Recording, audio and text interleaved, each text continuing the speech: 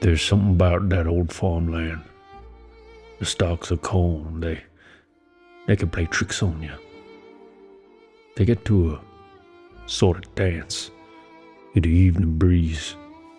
If you ain't careful, and you look too long, you're gonna find yourself in that mess.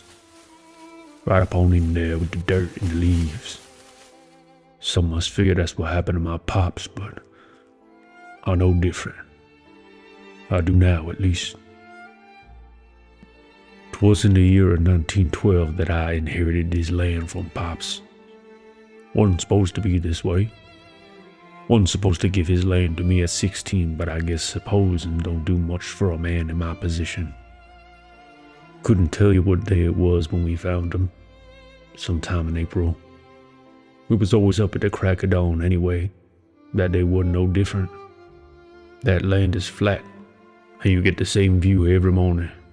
So we could see that the old oak tree about a half-mile out from the house had something wrong with it. Got there to find Pops, hung by his whole neck, naked. Had scratches all up and down his stomach, chest, arms and legs. Wasn't right.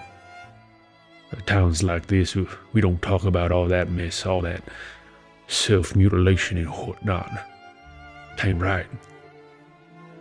So, there it is. That's how I got this land. Done had it for 28 years since. Watched my ma die on this land just last year. She did right by me and right by this farm. Good for her then. In this town, there is a lot of land. But the people, sparse. Don't get too many choices when it comes to settling down. Not that I wasn't cordial with Martha, but nothing but respect for her. She the mother of my 3 kids. She's a whirl with math. People don't know how farming takes a whole lot of math. I don't think this land would have held up without her. But we, she and I, we didn't have the kinds of adorations, jubilations that I reckon 2 betrothed ought to. I only mention that because, well, for 21 years of marriage, we done had separate bedrooms. Tain't a bad thing. We both like it that way. She had hers, I had mine. But it did mean that she wasn't around the first time it happened. The first time I saw it. It's a big farm, 1,700 acres. It gets dark. Don't know if I could explain how important the dark is for a good night's sleep. For the land. The crops sleep too. Just different. When I tell you a pebble hitting the dirt for a mile out could wake a man up in that kind of dark and quiet, you'll believe it. Must have been no more than a fortnight ago that I woke up in the middle of my sleep to see the glow coming from my window. It was distant. Must have been a mile deep into the corn. Faint, yellow in hue, but I seen it all right. For I knew it, I was out of bed, at the window, just looking at it, just wondering, just looking. Haven't got no electricity on this farm, and not yet, but that ain't look like no light bulb I ever seen. I was a-looking, right on through that window. Thought I might fell right through it. Next thing I know, the glow had mixed with the light of day. It was morning. Martha ain't seen it. You see, her bedroom faced the south side of the farm. Mine's the north. Wasn't the brightest glow. It ain't wash over the farm or nothing like that. Just bright enough to get me out of bed. Just bright enough to be seen. Like it was for me. Like it was a secret that only I was supposed to see. Of course, she ain't believe me. I don't hold it against her. I must have sounded a damn fool talking about lights coming up from the ground.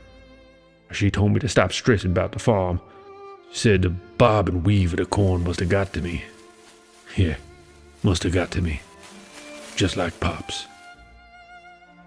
When I saw her the next night, I ain't mentioned it to Martha. Wasn't no point. I could tell she didn't want to hear no more about it, especially in front of the kids. We homeschooled them. Can't have them scared of their own house, I guess. I guess. Kids do got to grow up at some time. Guess she just didn't want this to be that. The third night it happened, I decided I'd sleep through it. I dug my head into my pillow so hard it made a feather shoot out the back end. Couldn't do it.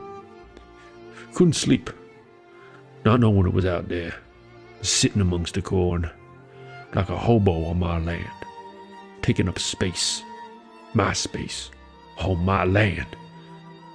By the time I finally got my eyes shut, the daylight had filled the room. It was time to work.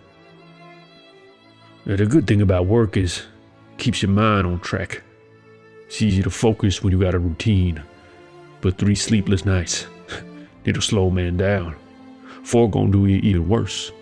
So on the 5th night I knew I needed to end this life before it ended me. I thought a lot about if I should wait till I saw the light before approaching it, or if I should sit in the fields and ambush it. I chose the former. Figured it might pop up somewhere else, or not at all if it knew I was on to it. Don't know if it could reason like that, but I tried to think like a hunter. If it is eating your crops, you don't run right up to it. You stake it out. Plant bait. Strike. So, there I sat, in my chair, awaiting. And then, it was light out. The glow was gone. Dunno if I was hangry that I'd gone a 5th night without rest, or that I hadn't even got to try. Made me wonder, did the light only come when it knew I was trying to sleep? And what sort of earthly light could even think like that? You know what? I don't think the body's meant to go so long without sleep. Things started to look different. The air had a sort of bend to it. Couldn't think straight for nothing, sure, but couldn't see right neither. Couldn't quite hear right. I just knew I had to get that glow. I had to find it and, I don't know, talk to it, reason with it. Don't make no sense, but none of this did, so I figured it's just as reasonable as anything else. But I couldn't walk right. Told Martha I had the flu. She and the kids picked up my slack while I laid in bed, pretending to be sick, just looking at the ceiling, waiting, thinking about it. I guess I was a bit sick, just not the way I'd told the family. Didn't feel bad for lying. Didn't feel much of nothing at that point. On the 6th night, I tried to convince myself that I'd just get to bed. I was lying again. Lying to whatever was listening. Whatever was making that light. Must have worked, as far as I know, must have worked, because it finally happened again. I could feel it happening, so I just let nature take its course. Strolled right on out there in nothing but my briefs. Didn't care. It was June. The air was thick like always. I was dripping. And not with sweat, but with the heaviness of the air. I was breathing it in, sucking wet wind into my belly as I walked for that damn near mile. Problem was I couldn't see the damn light once I got into the corn. When I tell you it was dark, I mean it. I had my lantern, but that don't do much more than for 3 or 4 feet in front of you. Them corn stalks thick, and them leaves sharp. I think I was so tired I didn't even realize it was happening. But at one point I had to stop because I realized I'd damn lost my drawers. Them corn stalks sliced them right off. Cut my skin up something good too. It made me think of Pops. Made me wonder if he'd seen that light. If he'd walked where I was walking now. Didn't matter. Not at that point. Must have been walking for a half hour before I finally saw it.